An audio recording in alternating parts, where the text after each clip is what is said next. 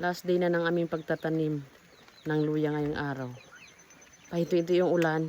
Bale, ano na lang sila, nagtatakip na lang sila. Kasi nga yung kanal na nilagyan namin ng binhi, kailangan takman yun para hindi maanod yung similya.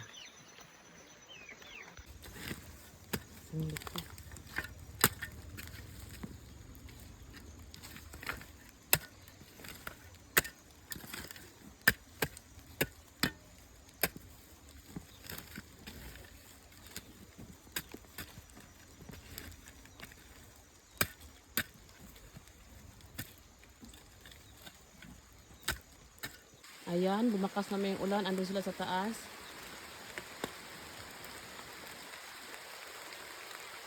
Si Erwin tsaka si Wilhelm. Ulan! Silong muna kayo! Silong! Silong! Go, go, go! Maganda din umulan para ano na, mabilis tumubo ang luya kapag nabasa. Nandun sa taas si Erwin. Dito sa baba si Wilhelm. Ganyan na yung pagtatakip.